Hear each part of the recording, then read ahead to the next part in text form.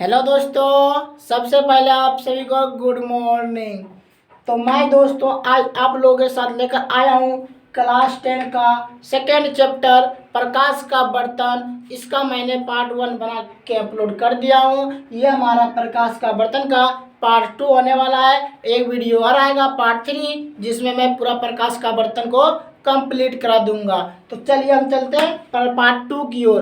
Part 2 में हमारा दोस्तों सबसे पहले अवर्तनांक। सबसे पहले क्या जानेंगे हम लोग दोस्तों? अवर्तनांक। तो ये क्या हमारा किसी माध्यम का अवर्तनांक शून्य में प्रकाश की चाल, किसी माध्यम का अवर्तनांक शून्य में प्रकाश की चाल और उस माध्यम में प्रकाश की चाल के अनुपात को अवर्तनांक कहते हैं। किसी माध्यम का अवर्तनांक शून्य में प्रकाश की चाल और उस माध्यम में प्रकाश की चाल के अनुपात को अवर्तनांक कहते हैं। अवर्तनांक बराबर क्या होता है हमारा? शून्य में प्रकाश की चाल बटे उस माध्यम में प्रकाश की चाल। तो चलिए हम चलते हैं आगे की ओर। आगे हमारा है किसी माध्यम का अवर्तनांक जितना अधिक होता है अपवर्तित किरण उस माध्यम में उतनी अधिक मुड़ती है। किसी माध्यम का अवर्तनांक जितना अधिक होता है अपवर्तित किरण उस माध्यम में उतनी ही अधिक मुड़ेगी। तो चलिए हम चलते हैं आगे हमारा है निरपेक्ष अवर्तनांक की ओर। तो निरपेक्ष अवर्तनांक क्या हमारा? वायु की अपेक्षा किसी माध्यम के अवर्तनांक को उस माध्यम का निरपेक्ष अवर्तनांक कहते हैं। वायु की अपेक्षा किसी माध्यम के अवर्तनांक को उस माध्यम का निरपेक्ष अवर्तनांक कहते हैं। आपेक्षिक अपवर्तनांक अगला हमारा क्या है? आपेक्षिक अपवर्तनांक। ये सब जो मैं दोस्तों आपको बता रहा हूँ ये हमारे बिहार बोर्ड के 2 नंबर में पूछे जाते हैं। ये आगे हमारा है दो माध्यमों के निरपेक्ष अवर्तनांक के अनुपात को आपेक्षिक अपवर्तनांक कहते हैं। दो माध्यमों के निरपेक्ष अवर्तनांकों के अनुपात को आपेक्षिक अपवर्तनांक कहते हैं। तो चलिए जुड़े रहे हमारे इस वीडियो के साथ, हम चलते हैं आगे की ओर। तो चलिए फ्रेंड्स हम आ गए हैं आगे लेकर के आपको। तो आगे क्या हमारा दोस्तों, ये जो है दोस्तों, ये जो देख रहे हैं आप, ये हमारे ऑब्जेक्टिव में पूछे जाते हैं। तो ये किस तरह से पूछे जाएंगे? तो ये डायरेक्ट ऑब्जेक्टिव में ये पूछेगा कि वायु का अपवर्तनांक कितना होता है। तो इसका आंसर क्या होगा? 1.003। तो चलिए हम बिना समय गवाए आप लोगों को आगे की ओर ले चलते हैं और इसे समझाते हैं। तो इसमें दोस्तों सबसे पहले एक दो ऐसा है जो कि हर बार एग्जाम में पूछा जाता है, जैसे हमारा वायु का हो गया, पानी का हो गया, ये सब दोस्तों हर बार पूछे जाते हैं। बर्फ का हो गया, हीरा का, ये दोस्तों सबसे अधिक अवर्तनांक होता है हमारा हीरा का। तो चलिए चलते हैं हम आगे की ओर। आगे हमारा दोस्तों वायु, तो वायु का अवर्तनांक हमारा कितना होता है? 1.0003। 1.002 भी रहता है दोस्तों, तो ये गलती हो जाएगा। 1.3 को 0 उसके बाद 3 होगा। अगला क्या? पानी का अवर्तनांक होता है हमारा 1.33। पानी का अवर्तनांक कितना होता है? 1.33। अगला हमारा किरोसिन का अवर्तनांक कितना होता है हमारा? 1.44। किरोसिन का अवर्तनांक 1.44। अगला हमारा एल्कोहल का अवर्तनांक कितना होता है? 1.36। एल्कोहल का अवर्तनांक हमारा कितना होता है? 1.36। अगला हमारा तारपीन का अवर्तनांक होता है हमारा 1.47। तारपीन का अवर्तनांक 1.47। छठा नंबर में हमारा है कार्बन डाइऑक्साइड कितना होता है हमारा अवर्तनांक? 1.63। अगला हमारा बेंजीन का अवर्तनांक कितना होता है? 1.50। तो बेंजीन का अवर्तनांक कितना दोस्तों? 1.50। अगला हमारा पीला क्वार्टर, जिसका अवर्तनांक होता है 1.46। पीला क्वार्टर का अवर्तनांक कितना होता है दोस्तों?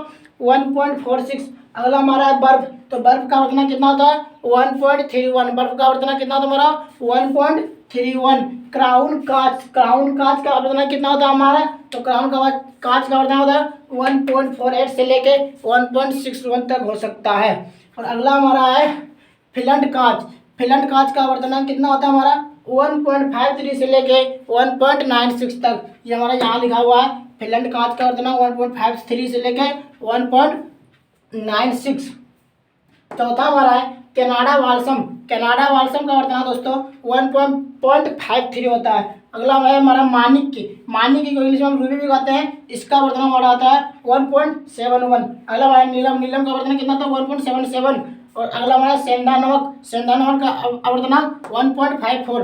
अगला हमारा हीरा का अवर्तनांक 2.42। सबसे अधिक हीरा का अवर्तनांक होता है। ये ऑब्जेक्टिव में लगाए जाते हैं। तो चलिए हम चलते हैं आप लोगों के साथ आगे की ओर।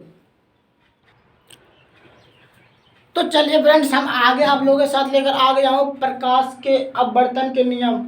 ये दोस्तों हमारे बिहार बोर्ड के हर बोर्ड के 5 नंबर में पूछे जाते हैं। अगर आपको 5 नंबर उठाना है तो बस इसको याद करके याद कर लीजिए, आपका 5 नंबर कन्फर्म आएगा, 1 नंबर भी कटने वाला नहीं है। तो चलिए हम इसको समझते हैं। ये क्या हमारा प्रकाश के अपवर्तन के नियम।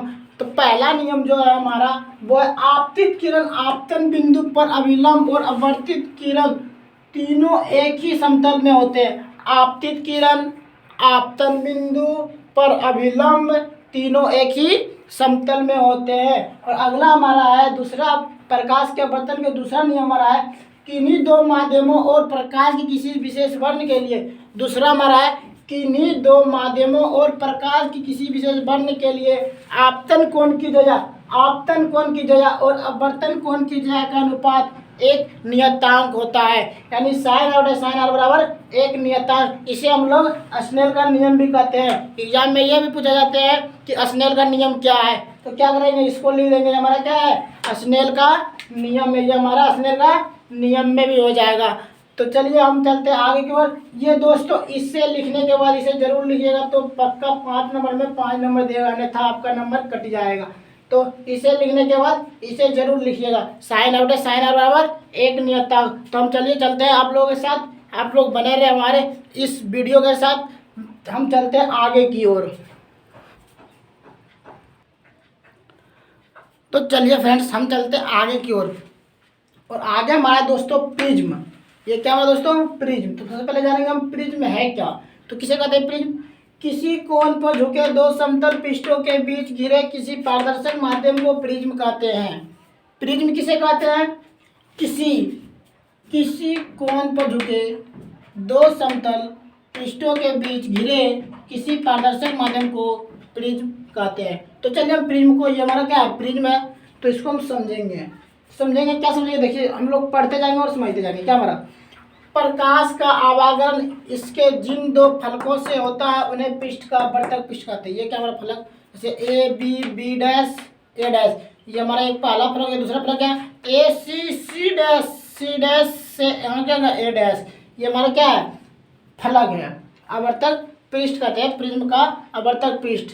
ये दोनों पृष्ठ जिस सरल रेखा ए डैश पर मिलते हैं उसे प्रिज्म का अपवर्तक कोण कहते हैं।